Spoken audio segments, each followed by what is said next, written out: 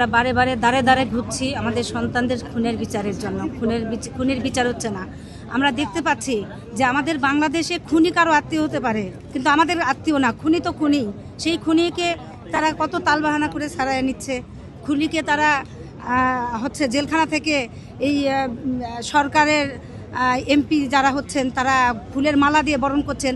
আসলে এত ঘৃণিত আমরা মানে প্রকাশ করতে পারছি না, আমরা বুঝাতে পারবো না।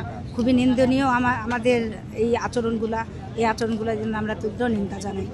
আমরা দাঁড়ে দাঁড়ে বারবার একটা নিয়েই ঘুরি, সেটা হচ্ছে আমরা কিন্তু ওই সংসদে বসার জন্য, আমরা কিন্তু ওই জায়গায় যাওয়ার জন্য, গাড়ি বাড়ির জন্য কিন্তু রাস্তায় নামি নাই। আমরা বারবার শুধু নামি আমাদের সন্তানের খুনের বিচার হোক। আমরা দেখেছি যে আইজি সাহেব বলেছেন যে আমাদের সন্তানদের সাথে আন্দোলনে শরিক ছিলেন পুলিশ, হয়তো কিছু পুলিশ ছিলেন, কিন্তু পুরো দমেই যদি পুলিশ থাকে তাহলে আমাদের সন্তানদের খুন করলো কে, গুলি করলো কে, আমাদের সন্তানদের বুক ঝাঁঝরা করলো কে?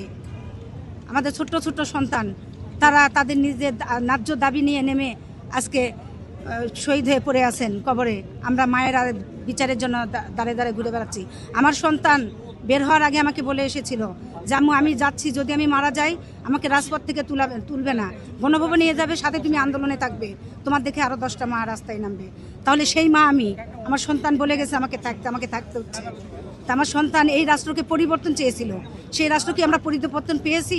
পরিবর্তন করার জন্য যারা এসেছেন তারা কেনই জুলাই সনদ নিয়ে, কেন আমাদের সন্তানের খুনির বিচার নিয়ে তালবাহানা করছে?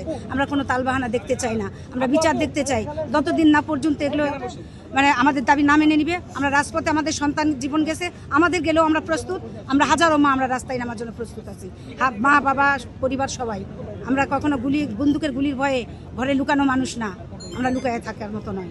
আমরা রাস্তায় আজকে নেমেছি, নামতেই আসি, আরও যেন না নামা লাগে এই জন্য সরকারের কাছে আবেদন করতে চাই যে আমরা রাস্তায় নামতে চাই না। আমাদের যদি সত্যিকারীদের তারা মিথ্যা না বলে, সত্যিকারীদের তারা বলে থাকে যে আমাদের সম্মান আছে, আমাদেরকে ফোন দিয়ে বলেন আপনাদের অনেক সম্মান, সত্যি যদি সেই সম্মান থাকে তাহলে আমাদের রাস্তায় না নামতে হয়, তাহলে তারা যেন আমাদের সন্তানের খুনির বিচারটা করে দেয়।